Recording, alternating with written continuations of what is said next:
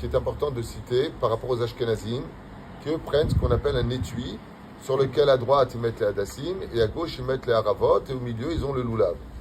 Non fichitat arizal, les sfaradim, la meilleure façon de faire, c'est que quand vous avez le lulav en face de vous, vous mettez à droite du lulav un hadas. Vous mettez à gauche du lulav encore un hadas. Vous mettez au-dessus du lulav encore un hadas.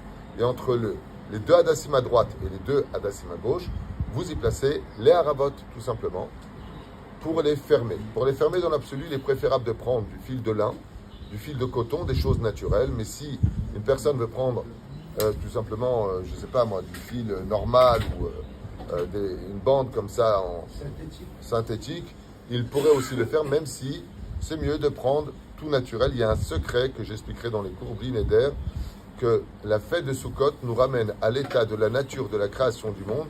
C'est pour ça que tout ce qui touche à la Soukha est fait de choses naturelles. Mi guidoulé karka. Le srach, en général, ce qu'on a autour de nous, même si on peut prendre tous les matériaux aujourd'hui.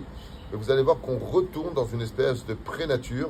Et ça, c'est pour amener l'homme avant la faute originelle, où l'homme était confondu dans la nature. La nature, en hébreu, se dit à Teva Gematria, fait compte le numéro de Elohim, pour dire qu'on est prêt aujourd'hui, sans faute, à respecter la Torah et les mitzvot, sous le nom de Elohim, ce qui provoque l'amour de Dieu. Quand on est en roi et qu'on est écouté par une fidélité, par une ordonnance, alors on est capable de recevoir encore beaucoup plus d'amour. C'est la fête que nous prodigue la fête de Sukkot.